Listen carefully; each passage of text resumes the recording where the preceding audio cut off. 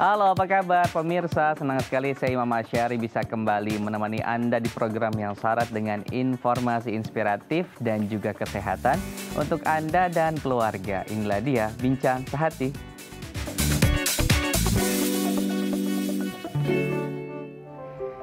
Ya pemirsa Bincang Sehati, mungkin Anda masih ingat ya sebuah buku tentang Venus dan juga Mars, bagaimana menggambarkan sebuah kelompok gender begitu ya, antara wanita dan juga pria yang mereka harus saling memahami satu dan lainnya dan butuh proses dan cara-cara dan juga tahapan-tahapan untuk mereka bisa saling mengenal dan hidup bersama.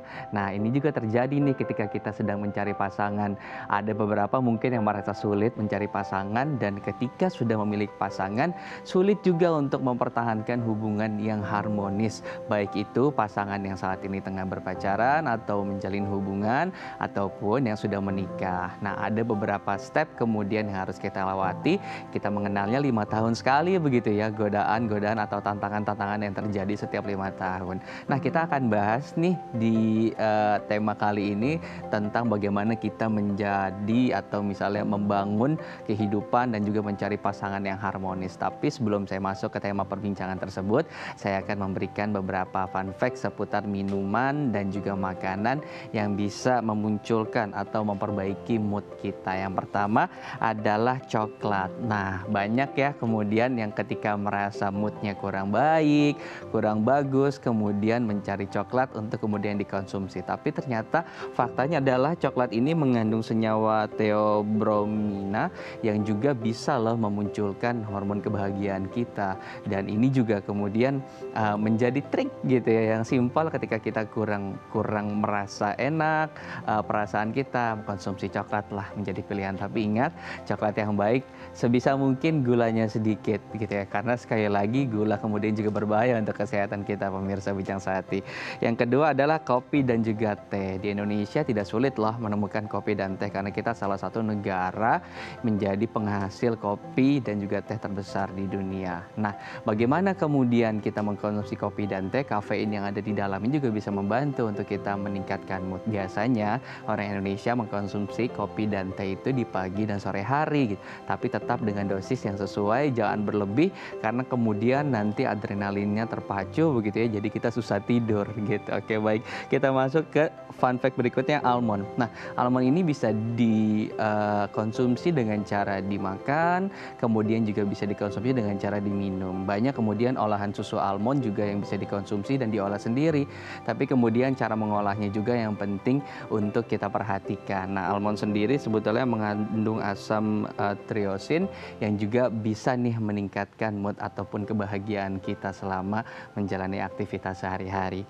Kita masuk ke fun fact berikutnya, ada ubi manis. Nah, ubi manis ternyata juga mengandung vitamin B6 yang berfungsi untuk memunculkan hormon tadi loh, mood dan juga kebahagiaan kita.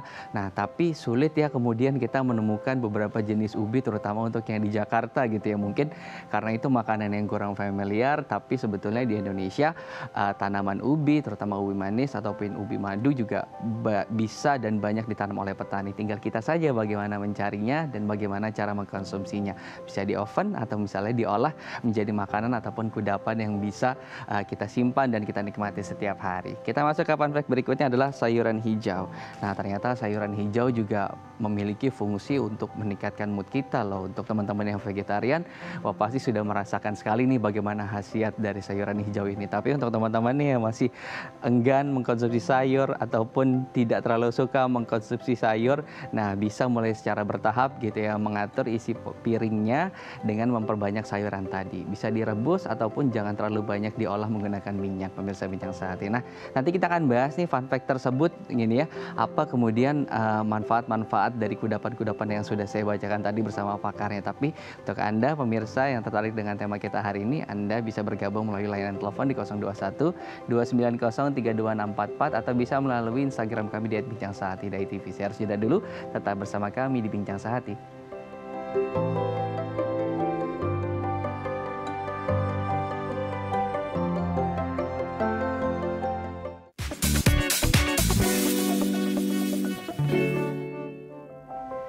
Ya terima kasih Anda masih bersama kami di Bincang Sehati. Di segmen sebelumnya tadi saya sudah membacakan beberapa makanan, kudapan, ataupun minuman yang kemudian bisa nih untuk meningkatkan mood kita atau kebahagiaan kita. Karena terkadang kan emosi kita naik turun ya pemirsa ya. Jadi kita juga bisa mensiasatinya dengan mengkonsumsi minuman ataupun kudapan tadi yang saya sudah sebutkan. Nah, saya akan membahasnya lebih detail nih dengan pakarnya. Sudah bersama saya ada Ibu Eko Ngulandari Asih, ahli gizi dari Omni Hospital Pulau Mas. Selamat pagi, Bu Eko. Apa kabar, Bu? Selamat pagi, Mas. Alhamdulillah Baik. baik. Bu Eko, ini kan menjalani pandemi COVID-19 seperti sekarang, sebetulnya emosi kita lebih naik turun, begitu ya, terutama ya untuk menjalani aktivitas di rumah karena juga bersama anak. Nah, ada kemudian kudapan-kudapan yang bisa nih untuk meningkatkan kebahagiaan atau mood kita gitu. Kita akan bahas satu-satu ya, Bu ya. Yang pertama ada coklat. Benar nggak sih kemudian coklat ini memiliki khasiat atau manfaat untuk meningkatkan mood kita, Bu? Ya, benar sekali Mas. Coklat itu bisa meningkatkan mood, jadi membuat suasana hati lebih baik ya Mas ya. Karena coklat itu mengandung asam amino triptofan. Asam amino triptofan ini digunakan oleh otak untuk memproduksi hormon serotonin. Hormon serotonin itu hormon kebahagiaan Mas. Jadi ketika kita konsumsi coklat, hormon serotonin kita bisa naik. Ya, kandungan fenilalanin juga pada biji coklat dapat merangsang untuk pembentukan hormon endorfin. Hormon endorfin ini membuat rasa bahagia, jadi lebih senang gitu ya. Nah, selain itu juga ada zat gizi makro tuh Mas di dalam coklat, yaitu magnesium yang bisa membuat ibu-ibu nih kalau mau menstruasi ya, PMS itu mulai uring-uringan, suka marah gitu ya, moodnya mulai nggak bagus. Nah, magnesium ini di dalam coklat bisa mengurangi gejala-gejala yang seperti itu. Baik, Mas. jadi kita sebagai orang di lingkungannya siapkan coklat ya untuk kemudian untuk menetralisir emosional tersebut. Baik, tapi Bu Eko, sebetulnya coklat seperti apa sih dan coklat olahan seperti apa yang kemudian bisa memunculkan hormon-hormon tadi? Karena kan sekarang kita tahu justru banyak loh minuman dan juga coklat batangan yang kadar gulanya lebih tinggi begitu dari coklat itu sendiri. Betul sekali, memang coklat yang baik adalah coklat hitam, dan coklat itu lebih bagus. Nah, sekarang ada olahannya itu tambahannya untuk gula, tambahannya susu, tambahannya creamer, jauh lebih banyak daripada coklatnya sendiri. Harus mulai diperhatikan ya seperti itu. Jadi, emosinya harus tetap terjaga dengan tadi mengkonsumsi coklat, tapi tidak menaikkan berat badan juga. Karena ketika minum coklat yang sudah banyak bahan tambahannya tadi, makan coklat dengan tambahan gula yang banyak, efeknya akan ke peningkatan berat badan yang pasti, Mas. Oke, jadi harus diperhatikan juga jenis olahan coklatnya ya. Jangan sampai Ya, tadi betul. mengkonsumsi coklat batangan yang sudah banyak tersedia di minimarket sekarang gitu, terlalu banyak gitu. Bukannya malah nanti moodnya naik, tapi justru berat badannya yang naik ya. Nah, itu yang dikhawatirkan. Baik. Ibu Eko, kita masuk ke fun fact berikutnya, kopi dan teh. Nah, sebetulnya minuman kopi dan teh ini kan mengandung kafein ya, kita tahu gitu. Apa kemudian fungsi dari kafein ini terhadap mood kita? Karena orang Indonesia termasuk yang sering nih mengkonsumsi kopi dan juga teh gitu. Bahkan udah menjadi lifestyle sekarang ya, gaya hidup. Kopi dan teh ini mengandung kafein, betul. Kafein pada kopi lebih tinggi daripada teh ya Mas ya. Kafein ini fungsinya untuk merangsang sistem saraf sehingga aliran darah menjadi lancar. Kalau lancar yang pasti oksigennya lebih baik dan itu pasti mempengaruhi mood. Tapi yang jadi masalah sekarang tadi penambahan gula, penambahan susu, penambahan creamer pada kopi membuat manfaat kopi sendiri ini menjadi jauh lebih rendah dari seharusnya gitu ya. Nah, kopi dan teh ini juga bisa membuat tubuh itu hormon dopaminnya menjadi naik gitu. Jadi rasa bahagianya lebih bagus.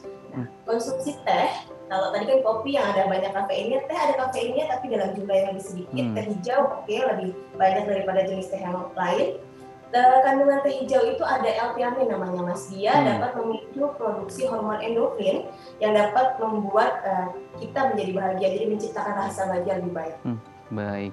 Nah, kalau sekarang kan ada pola konsumsinya, tehnya dikasih es, terus kemudian kopinya es. Sebetulnya dengan konsumsi yang seperti ini berpengaruh nggak sih dari khasiat gitu? Karena ketika panas atau siang kan enak nih kita konsumsi kopi tanpa gula begitu ya, dengan es batu. Wah, itu kayak seger banget. Ini sebetulnya mengurangi khasiat kafeinnya nggak sih, Bu Eko? Kalau untuk suhu tidak terlalu berpengaruh Mas. Yang jadi masalah adalah penambahan zat lain ya seperti gula, susu dan creamer. Kalau untuk suhu sebenarnya nggak apa-apa. Jadi nggak akan mempengaruhi fungsi dari kafeinnya sendiri. Baik, kita masuk ke fun fact berikutnya, ada kacang almond. Nah, seberapa pentingkah atau seberapa besarkah peran kacang almond ini kemudian bisa meningkatkan mood kita? Apa kandungan yang ada di dalamnya dan bagaimana kita cara konsumsinya? Apakah hanya cukup dimakan saja gitu ya setelah dibakar gitu, ataupun kemudian lebih bagus ketika kita olah nih jadi susu almond? Karena kan sekarang banyak nih mulai dikonsumsi almond dengan cara tersebut gitu. Kandungan pada almond yang bisa mengurangi tadi adalah magnesium dan zinc. Jadi magnesium dan zinc ini akan dapat mengurangi depresi dan gangguan kecemasan, Mas. Cara pengolahannya juga harus mulai diperhatikan. Jadi yang lebih baik adalah mengolah bahan tidak terlalu banyak sistem pengolahannya. Jadi kalau mau langsung dimakan hanya dengan di oven saja itu akan jauh lebih baik. Mau dibuat susu boleh, tapi yang pasti minumnya juga langsung begitu dibuat langsung diminum, tidak disimpan dalam waktu yang lama. Oke, baik.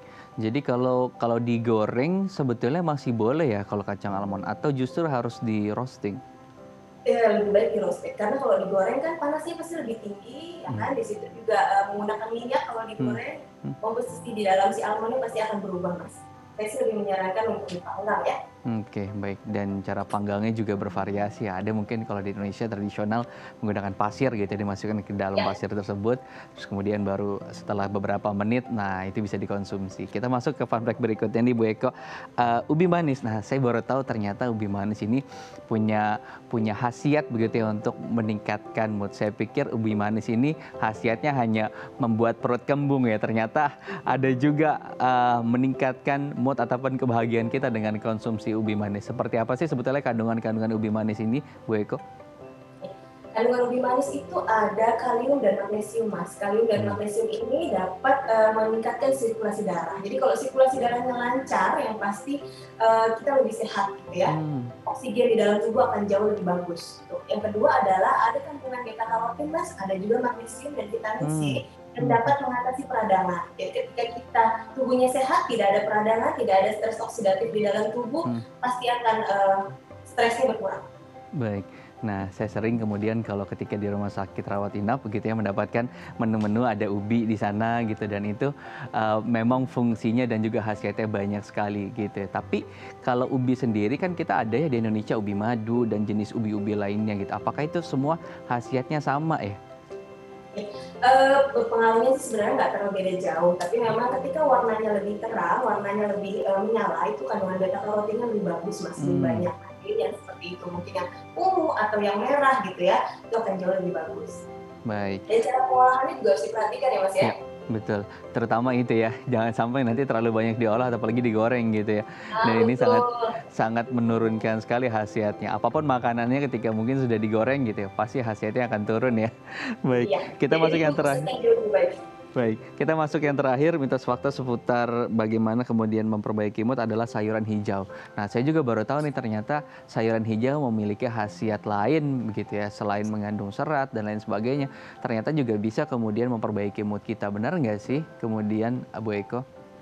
Di dalam sayuran hijau itu ada magnesium, Mas. Magnesium fungsinya untuk meningkatkan fungsi otak dan suasana hati. Tadi berkaitan dengan mood tadi, dan juga ada asam lemak omega 3 yang dapat mencegah peradangan, Mas. Baik. Kalau jenis sayurannya sendiri ada jenis khusus kah kemudian yang memiliki khasiat seperti ini, karena kan kategori ataupun varian dari sayuran kan luas sekali ya Bu Eko ya? Sayuran hijau sebenarnya seperti bayam, kale, brokoli itu boleh semuanya. Hampir semua sayuran hijau komposisinya tidak terlalu banyak perbedaan ya, Mas ya. Baik. Dan terutama sayurannya harus organik ya. Nah, ini penting kemudian bagaimana cara menanamnya, cara mengolahnya juga tidak kalah penting. Baik, Ibu Eko terima kasih sudah berbagi informasi. Wah, ini banyak sekali informasi yang kita dapat nih pemirsa Bincang Sehati dari Ibu Eko. Semoga juga bisa bermanfaat untuk pemirsa Bincang Sehati dan mulai nih menyimpan begitu ya makanan-makanan tadi yang bisa meningkatkan mood ataupun kebahagiaan kita. Karena pasti kita butuh setiap hari, tidak mungkin emosi kita naik terus, pasti kemudian juga ada naik turunnya. Terima kasih Bu Eko sudah bergabung di Bincang Sehati. Ya, pemirsa Bincang Sehati, usai jeda nanti kita akan berbincang bagaimana kemudian membangun keluarga ataupun menjalin hubungan dengan pasangan yang harmonis. Tetap bersama kami di Bincang Sehati.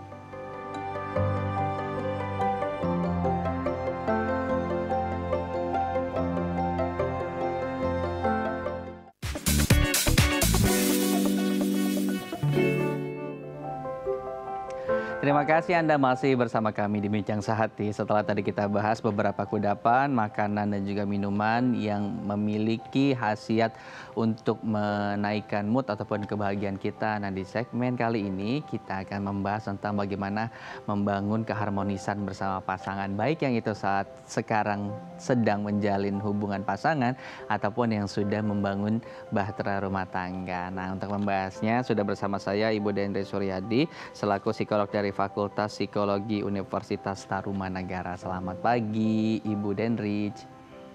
Halo, selamat pagi Mas. Baik, Bu Dendri, kita akan banyak bahas nih soal bagaimana harmonisasi dalam hubungan begitu ya. Mungkin yang pertama, apa sih kemudian faktor-faktor yang mempengaruhi keharmonisan dalam sebuah hubungan, baik yang itu pasangan saat berpacaran ataupun yang saat ini sudah menjalin atau menjalani bahtera rumah tangga mereka, Bu Dendri? Oke, kalau untuk faktor keharmonisan pastinya perlu kestabilan, ya, kestabilan situasi. Artinya ada rasa aman, ada rasa nyaman, dan ini biasanya terbangunnya pasti secara sosial, secara ekonomi juga, dan jangan lupa spiritual juga. Kemudian pastinya harus penuh dengan kasih sayang, perhatian. Setelah itu kualitas, ya, kualitas waktu yang diberikan, kemudian juga kedekatan relasi. Kemudian ada sikap toleransi dan empatik, ya, bagaimana kita juga berusaha untuk memahami dan menerima pasangan, ya. Kemudian ada komunikasi juga pastinya, Mas. Jadi pastinya dalam sebuah relasi perlu komunikasi yang positif, komunikasi yang baik, kemudian kerjasama, dan tiap pasangan itu juga untuk menyelesaikan masalah.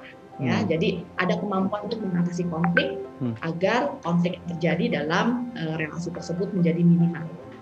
Baik, waktu dan komunikasi kemudian ya tadi harus kita garis bawahi, dan ini sesuatu yang minim sekali ya di era sekarang, apalagi mereka yang hidup di kota urban gitu, di mana kemudian waktu untuk mereka bersama keluarga lebih minim, terus kemudian juga pola komunikasi katakanlah yang tidak begitu intens gitu ya, sekalipun banyak lulusan sarjana atau menjabat satu profesi, ketika di keluarga sudah bingung kita mau bicara apa, mau mulai dari mana begitu ya, karena sesuatunya tidak bangun dari awal. Tapi Bu Dendri, kalau bicara soal harmonis, sebetulnya ada nggak sih hubungan antara sifat seseorang nih dengan keharmonisan keluarga gitu? Karena kalau sifat seseorang ini kan berbeda-beda gitu ya, satu dan yang lainnya gitu. Aku mungkin dengan istriku berbeda, atau yang lain juga dengan istri juga berbeda gitu. Iya, pastinya kepribadian ini atau sifat ya mungkin ya, kalau kita secara awam kita sifat, memang pastinya sifat ini akan mempengaruhi bagaimana seseorang itu bisa melakukan penyelesaian konflik tadi, ya. Kemudian bagaimana dia juga memiliki prinsip dan sudut pandang terhadap sebuah relasi gitu. Jadi pastinya sifat ini seperti melebur ya Mas ya. Jadi itulah yang akan menentukan bagaimana cara dia memperlakukan pasangannya, kemudian juga bagaimana dia juga memandang kualitas relasinya itu sebenarnya sudah cukup belum buat dia, ya, karena memang sifat ini juga pastinya juga tentang karakter, ya. Jadi yang tadi mungkin ada sedikit tentang masalah romantis misalnya gitu ya, itu juga akan mempengaruhi bagaimana kualitas relasi dengan pasangan. Oke. Nah, ketika kita membangun komitmen bersama pasangan, apakah kemudian kita harus merubah kepribadian ataupun sifat kita, atau kita sama-sama memberikan toleransi? Sebetulnya yang betul seperti apa? Karena banyak kemudian artikel yang membahas bahwa ketika kita menjalin hubungan baru, kita harus membentuk sifat yang baru gitu. Kita berubah, terus kemudian pasangan juga berubah agar tadi mix and match gitu ya, antara kita dan juga pasangan bisa terjalin gitu. Iya, pastinya kalau dalam sebuah relasi tujuannya itu bukan untuk mengubah pasangan, ya sebenarnya. Jadi mungkin yang penting dilakukan pertama kali itu adalah toleransinya dulu, ya, bagaimana kita menerima pasangan apa adanya dengan kekurangan dan kelebihan pasangan. Nah, seiring dengan proses saling belajar, nah lebih baik kita fokus sama diri kita sendiri, ya. Jadi perubahan itu dilakukan oleh kita sendiri, gitu ya, bukan karena kita berubah demi pasangan atau kita mengubah pasangan.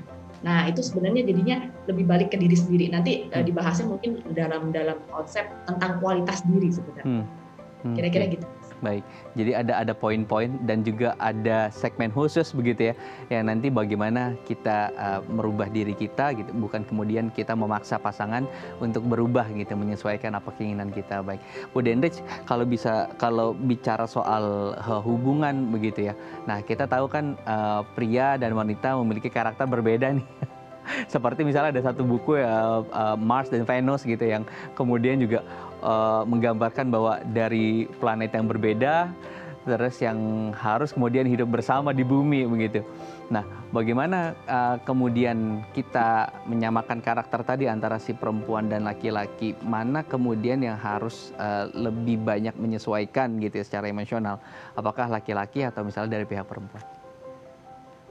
Ya, kalau masalah siapa yang harus menyesuaikan pastinya sama-sama ya. Karena kedua relasi itu dimulai bersama dan pastinya juga dalam menjalani prosesnya juga harus bersama, Mas.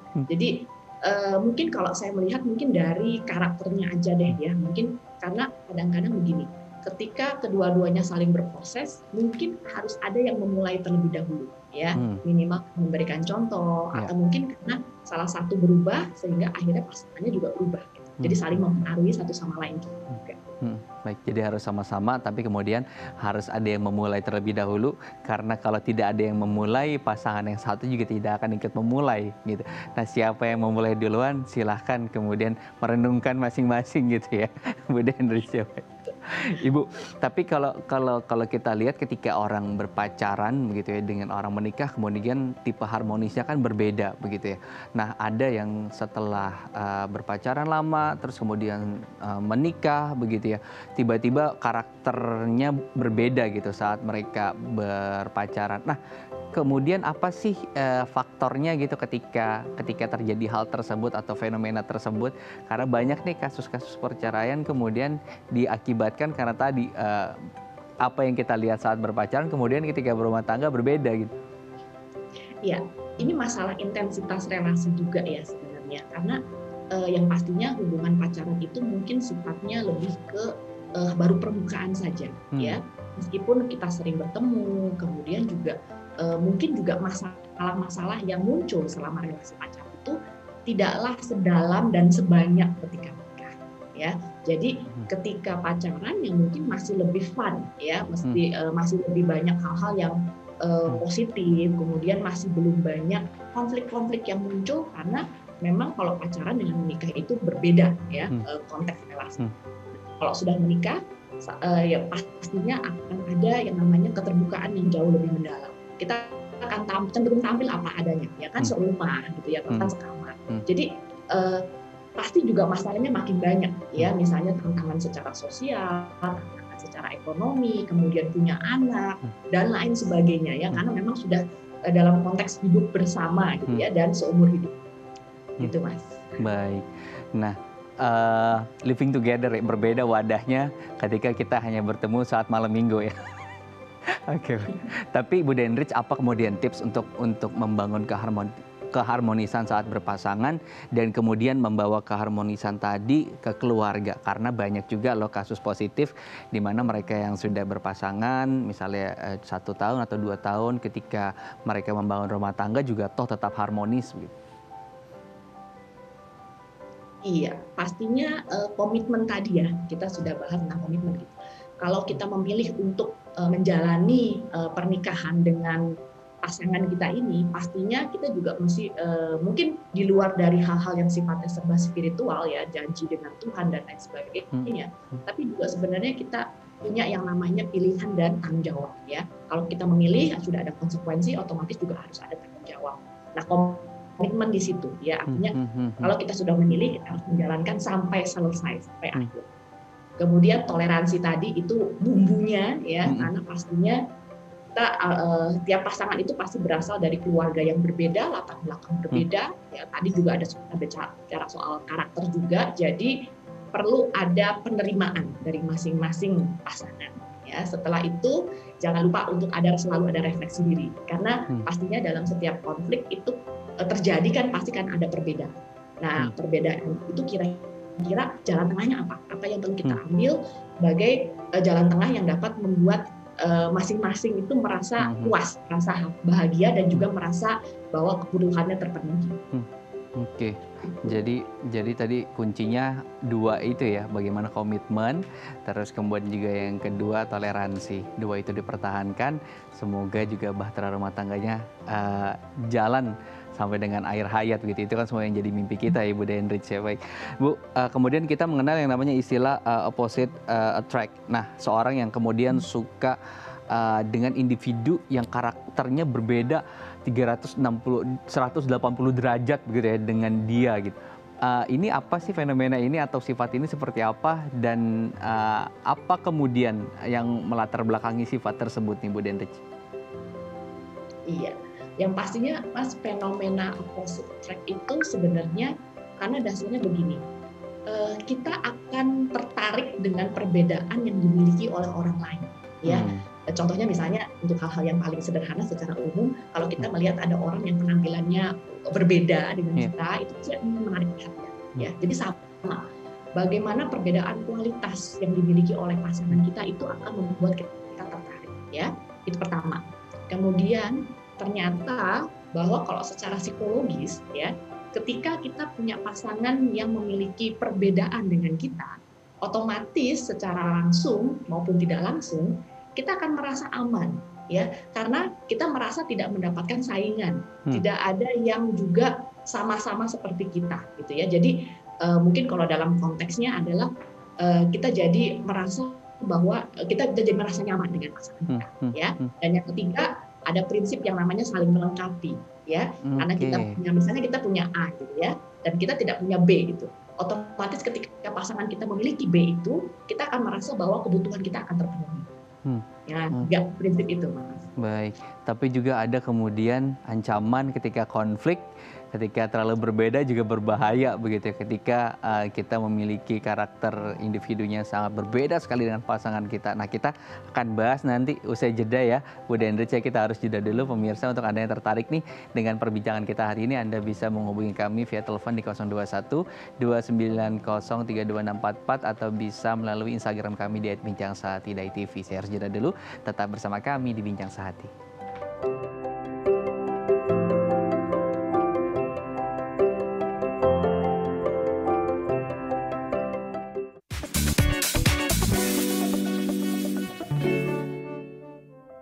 Terima kasih Anda masih bersama kami di Bincang Sehati. Kita akan lanjutkan kembali perbincangan tentang bagaimana membangun hubungan yang harmonis ya bersama dengan pasangan. Nah, tadi kan Bu Dendrich kita terhenti bagaimana kemudian seorang yang memiliki individu menyukai ya individu yang berbeda sekali gitu dengan dirinya kan mempunyai keuntungan-keuntungan yang tadi sudah disebutkan, saling menutupi dan juga melengkapi. Nah, ketika terjadi konflik, apakah kemudian tidak menjadi ancaman besar dan bagaimana cara mengatasinya? Karena berbeda sifat terus kemudian terjadi konflik besar, berarti juga kemudian harus ada penanganan yang ekstra juga ya Bu Dendrich ya?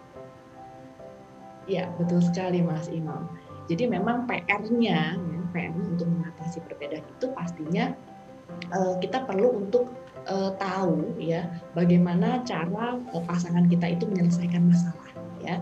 Karena memang meskipun ada perbedaan secara karakter, perbedaan gaya hidup, sudut pandang dan lain sebagainya, pastinya semua orang pasti pernah mengalami masalah dan kita perlu mempelajari cara penyelesaian masalahnya pasangan itu seperti apa. Nah, kita bisa belajar sama-sama ya, kira-kira apakah kita perlu mempelajari cara penyelesaian masalah itu secara bersama-sama, jadi biar kompak ya. Kemudian juga sudut pandang bagaimana persepsi kita terhadap pasangan, karena ketika kita punya perbedaan, jangan sampai kita melihat pasangan kita itu seperti musuh atau justru kita malah membenci pasangan kita ya. Ketika relasi sudah dimulai, ketika kita sudah mulai mau mengatasi konflik dan dimulai dengan rasa permusuhan, otomatis itu akan menjadi sebuah persaingan ya, jadi seperti perlombaan, gitu. Kompetisi siapa yang paling benar. Kemudian yang pasti lemnya itu adalah teknik komunikasi yang positif seperti apa.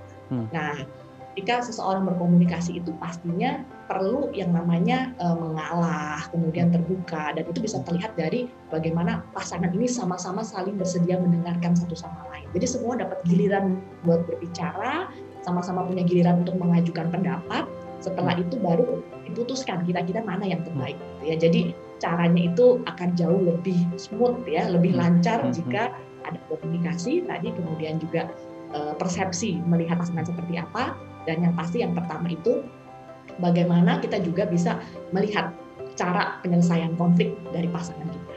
Termasuk untuk mereka yang tadi yang opposite attract itu ya? Betul. Oke, baik.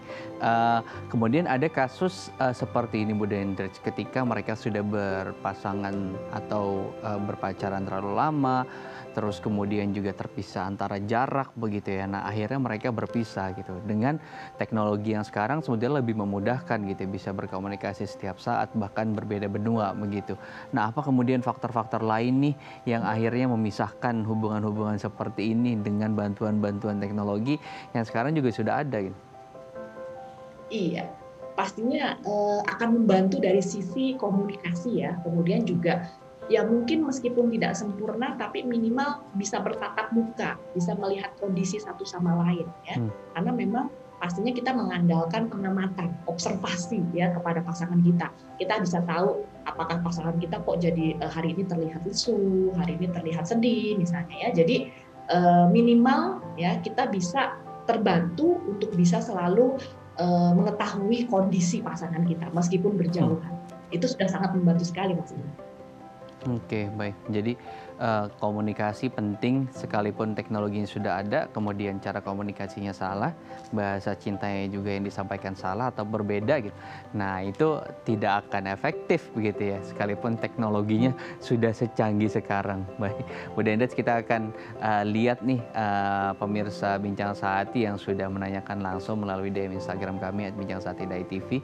Saya akan bantu bacakan ya Bu Dendrich. Yang pertama dari @leli Indah. Saya sudah menikah selama kurang lebih 3 tahun Bu Dendrich. Sampai sekarang sering sekali berbeda pendapat dan akhirnya selalu berujung pada pertengkaran. Bagaimana kemudian cara agar kami bisa menyatukan pendapat dan tidak bertengkar begitu? Haruskah kemudian membuat undang-undang bersama yang disepakati seperti itu Bu Dendrich? Ya. Iya, yang tadi menarik yang tadi Mas Imam katakan ya, bahwa apakah kita perlu membuat atau menyusun komitmen baru ya. Ya boleh saja ya, karena memang dalam sebuah relasi mungkin perlu selalu diupdate ya. Jadi mungkin ada hal-hal baru, mungkin ada situasi baru yang membutuhkan kesepakatan lagi secara bersama ya. Tapi pastinya ketika kita sedang mengalami konflik ya, kita perlu untuk break dulu, kita perlu untuk stop dulu, kemudian kita perlu juga untuk set waktu gitu ya, bagaimana kita mencoba untuk mendengarkan satu sama lain. Kira-kira sudut pandangnya seperti apa dari saya dan dari kamu. Gitu. Setelah itu baru kita putuskan kira-kira mana yang paling sesuai, yang paling efektif untuk mengatasi masalah. Nah, memang yang paling sulit itu adalah mengontrol diri ya, mengontrol diri untuk tidak mendominasi, untuk tadi tidak melihat pasangan kita itu seperti musuh atau seperti seseorang yang mungkin membuat kita menjadi tidak nyaman. Nah, itu semuanya pastinya melatih kontrol diri juga sebagai pasangan. Mungkin itu yang perlu dikerjakan. Baik. Ternyata sudah 3 tahun pun masih mengalami yang sama, bahkan mungkin gitu yang sudah puluhan tahun pun juga mengalami hal yang sama, dan kita harus terus mengupdate begitu ya aturan-aturan bersama kita dan kita sepakati bersama. Tapi kalau kita di pernikahan itu mengenal fase-fase begitu, dibagi 5 tahun, 10 tahun, 15 tahun. Nah, kemudian apa sih yang untuk menjaga keharmonisan ini yang kita lakukan setiap fasenya? Ada nggak sebetulnya tolak ukur atau acuan-acuan khusus gitu yang bisa kita lakukan per setiap 5 tahun periode tadi, Bu Dendrich? Iya, mungkin ini seperti program kerja ya, jadi mungkin perlu evaluasi ya. Pastinya setiap anniversary gitu ya, mungkin perlu melakukan kegiatan bersama, sambung ngobrol dari hati ke hati. Kemudian juga kalau perlu jika bisa ada waktu-waktu di mana pasangan bisa menghabiskan waktu berkualitas bersama ya, berdua saja, kemudian ngobrol baik-baik, dan pastinya ini juga membangun kesediaan baru ya untuk selalu merasa bahwa pasangan saya itu ternyata selalu mengupdate saya ya, gitu. Saya juga jadi bersedia untuk mengupdate gitu. Jadi memang kan yang namanya relasi itu namanya sebuah proses ya, dan selalu ada perubahan, selalu ada proses belajar baru gitu ya. Jadi pastinya kita perlu bareng-bareng bersama-sama gandeng tangan, kemudian oke, yuk sekarang kita next step. di usia Mhm. kita sekian, di usia pernikahan sekian gitu ya. Jadi harus terus bersama-sama, jangan sampai tertinggal Mhm. atau malah meninggalkan Mhm. pasangan. Mhm. Nah, Mhm. itu sebenarnya kata kuncinya sih. Jadi bersedia belajar, bersedia berproses bersama, dan bersedia juga untuk melakukan perubahan dan siap Mhm. menerima perubahan.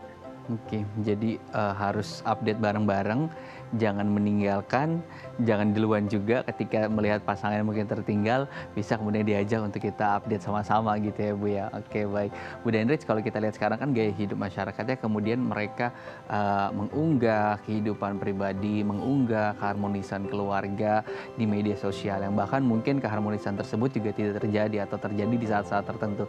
Sebetulnya pola gaya hidup seperti ini baik tidak untuk psikologi kita gitu, karena jangan sampai kita melihat, kita mengumbar begitu ya keharmonisan, tapi sebetulnya di dalam ya kita saling tidak berkomunikasi begitu.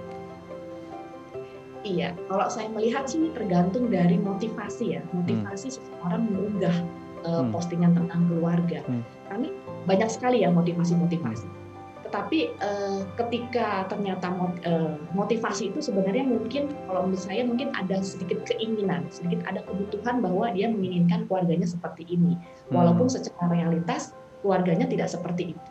Jadi kalau menurut saya sih ya, ketika seseorang mengunggah sesuatu tidak berbeda gitu ya, berarti mungkin ada keinginan kebutuhan yang belum terpenuhi dalam relasi dia dengan pasangan dan keluarga. Sedangkan kalau yang sudah matching ya, artinya memang dia menyajikan realitas keluarganya seperti apa, artinya mungkin dia sedang menyampaikan sesuatu, atau mungkin dia ingin memberikan contoh ya, atau juga mungkin sedikit berbangga dengan kondisi relasinya yang sudah bisa dia dan pasangan perjuangkan. Jadi motivasinya apa itu kan kita tidak tahu ya, masing-masing orang memiliki motivasi yang berbeda gitu ya. Dan kita juga tidak bisa langsung menstempel gitu ya bahwa realitas kenyataan dengan apa yang terjadi di sosial media itu sangat berbeda.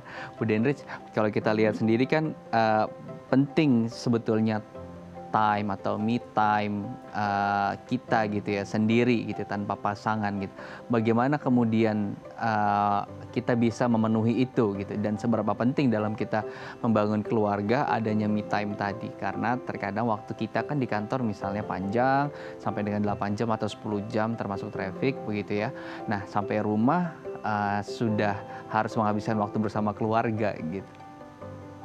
Iya, sebenarnya me time itu kan seperti mengupdate diri sendiri supaya kita siap ketika kita kembali ke keluarga, ketika kita kembali ke pasangan ya. Itu ibaratnya mungkin seperti merefresh diri sendiri. Ya, kalau menurut saya sih sebenarnya me time itu tidak perlu sampai mengambil sebagian besar waktu yang kita sudah sediakan secara berkualitas untuk keluarga juga. Jadi sebenarnya me time itu simple sekali gitu ya. Misalnya kalau ada yang pasangan yang mungkin suka melakukan hobinya di rumah yang paling simple ya, kemudian membereskan rumah atau mungkin menanam atau mungkin juga senang sekali mendekor rumah, itu sebenarnya me time ya, dan sebenarnya me time itu tidak perlu waktu yang banyak, cukup 30 menit sampai 1 jam saja sebenarnya sudah cukup ya untuk bisa merefresh diri sendiri. Jadi kalau sampai ada yang takut atau mungkin bingung bagaimana cara saya untuk memiliki me time gitu ya, sebenarnya tidak perlu khawatir karena pasti akan ada jam-jam tertentu di mana mungkin anak-anak bisa bermain sendiri, mungkin pasangan kita juga sedang sibuk dengan hobi lain, maka kita juga harus punya kegiatan lain yang juga bermakna buat kita sendiri. Baik, ada kemudian yang coba meleburkan gitu ya me time mereka dengan gathering bareng sama pasangan berdua saja gitu misalnya. Nah sebetulnya sama tidak nanti khasiatnya gitu? Karena trennya spa bareng, terus kegiatan-kegiatan bareng yang mungkin hobinya sama gitu dengan pasangan. Sebetulnya bisa tergantingin dengan pola seperti ini, me time kita bisa tergantikan tidak sih dengan we time atau family time? Oke, iya. Kalau menurut saya sih itu mungkin itu kalau lebih ke kualitas waktu berkualitas bersama pasangan ya. Karena kalau me time itu artinya kita benar-benar sendiri, kita benar-benar menikmati apa yang kita sukai, apa yang kita minati, supaya kita pun merasa happy. Kita udah merasa bahagia, merasa fulfill ya, terpenuhi. Nah, setelah itu kita mau melakukan waktu berkualitas bersama pasangan, boleh berdua saja ya kan, aktivitas yang bersepeda. Kalau sekarang ya banyak yang olahraga bersepeda, tadi gitu ya. Tapi itu artinya mungkin lebih banyak punya waktu untuk pasangan. Jadi sangat berbeda kalau menurut saya. Baik. Jadi me time ya tadi ya hobi kita jalanin sendiri gitu ya. Kalau hobinya golf berarti nah silahkan jalani seperti itu gitu ya. Hobi-hobinya dijalani sendiri masing-masing gitu dan me time ya tadi waktu kita sendiri baik. Nah kita masuk ke keluarga nih bagaimana ketika sudah hadir anak. Nah ini satu case yang berbeda gitu ya Bu Dendrich. Bagaimana kemudian cara kita ketika anak hadir. Nah terus kita juga memiliki tanggung jawab baru apa yang harus kita lakukan. Nah kita bahas nanti ya Bu Dendrich ya bagaimana membangun keharmonisan dalam keluarga ketika sudah ada anak. Kita harus jeda dulu pemirsa, jangan kemana-mana, tetap bersama kami di Bincang Sehati.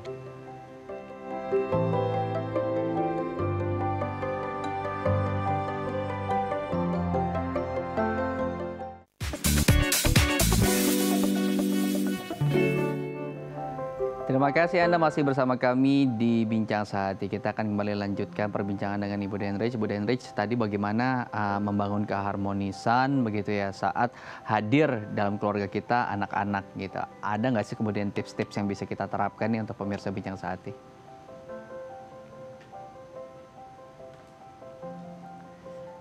Ya Bu Dendrich, mungkin audionya bisa diaktifkan terlebih dahulu. Oke, baik, silakan. Ya, pastinya Mas Imam, tadi yang saya sudah sebutkan sebelumnya bahwa ada yang namanya pembaharuan. Ya, jadi pembaharuan dalam sebuah proses itu salah satunya adalah anak.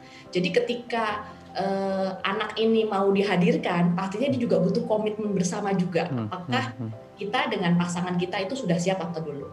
Kemudian setelah dalam proses menjadi orang tua, kemudian juga sudah mulai berubah lagi ya, ini pastinya pasangan akan kembali menghadapi konflik ya, karena yang namanya sebelum dan sesudah memiliki anak itu pasti situasinya berbeda. Nah, jadi ya sudah artinya ketika kita punya anak, artinya kita juga harus punya prioritas lagi yang berbeda ya. Jadi tidak hanya tentang diri sendiri, pasangan, tapi juga dengan anak. Nah, pertama satu prioritas dulu ya. Jadi kita perlu tempatkan dulu di mana. Karena memang kalau sudah ada anak artinya kita dan pasangan harus sama-sama sudah mulai belajar untuk memahami kalau misalnya pasangan kita mengutamakan anak, ya itu sudah sewajarnya karena memang anak kan masih lemah ya, masih tidak berdaya. Jadi yang awalnya hanya fokus pada pasangan, kemudian setelah itu mungkin mulai memprioritaskan anak. Nah ini kan sebenarnya kan butuh pemahaman juga, butuh pengertian, butuh belajar untuk menekan sikap egois, ya ingin menjadi nomor satu terus misalnya. Nah itu juga perlu dikerjakan. Kemudian setelah itu pastinya perlu semakin banyak toleransi dan komunikasi. Karena ketika kita ada hadir orang lain dalam relasi ini, otomatis kita juga perlu banyak semakin bekerja keras untuk mengusahakan hubungan tersebut. Baik, tadi harus ada penyesuaian baru dan terutama adalah prioritas harus tetap pada anak gitu ya. Nah ini harus disepakati bersama.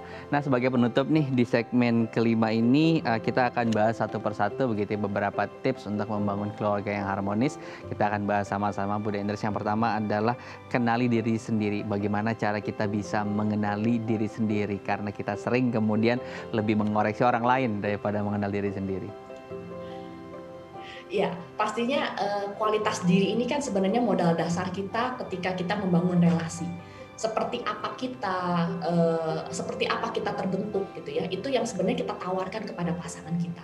Dan ketika pasangan kita mau menerima kita, ya memang karena kita sudah berkualitas seperti itu. Dan pasangan kita menerima ya, seperti apapun kualitas kita itu. Dan kualitas ini pula lah yang sebenarnya bukan hanya berarti stop hanya sampai di situ, tapi dalam relasi kita akan selalu terus harus meningkatkan kualitas itu supaya kita dan pasangan itu bisa semakin menjadi lebih baik.